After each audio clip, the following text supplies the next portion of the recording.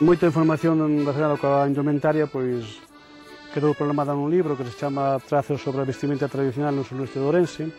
Recolle 3 traballos que presentei ao concurso sobre a vestimenta tradicional, que se chama Premios Antonio Fraguas. Eu fixe un primeiro traballo relacionado con prendas da nosa indumentaria e a súa elaboración, non? E as materias primas que se empleaban para esas prendas, non?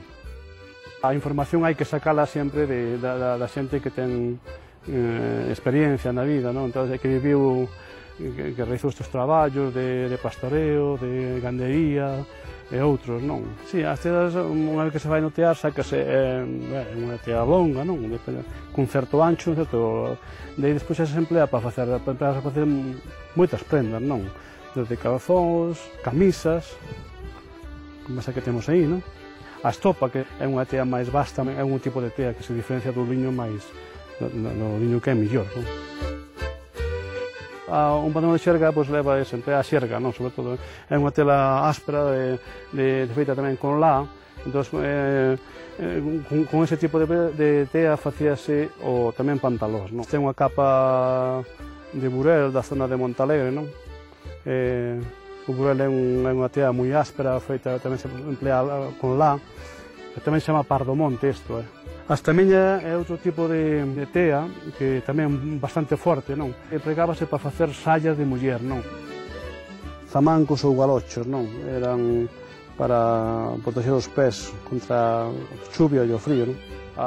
Unha camisa tamén, a veces tamén se chama chambra, que é unha camisa de muller tamén.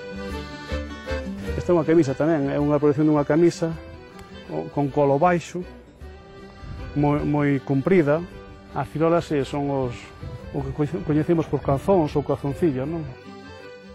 Este é un sobretodo, imita tamén a un corte que fan os sastres, non? Un abrigo, non? Convén recoller, digamos, ou deixar que quede constancia deses traballos de elaboración de tea, do tinguido, das pezas da roupa, pero debíase, non sei, concienciar a xente a emplear, digamos, palabras que son nosas para identificar ese tipo de prendas e as partes desas prendas tamén, eso, sí. Ben falado. Roupa elegante que poñen os homes para iren á festa. O traxe. Conxunto de pezas de vestir. Roupa. Ves que mo sabes?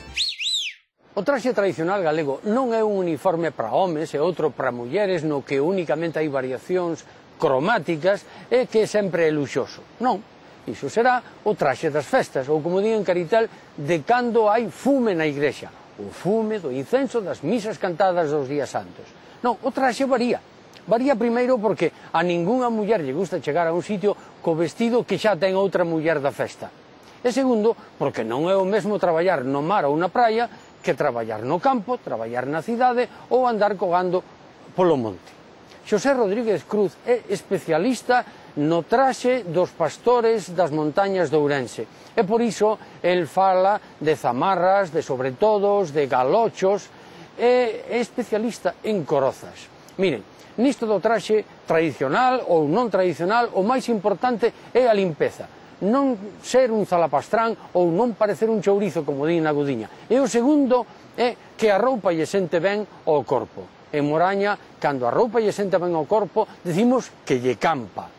E na Gudiña din que lle está na conta. Pois esas dúas cousas son as primeiras que temos que buscar nun traxe. A vos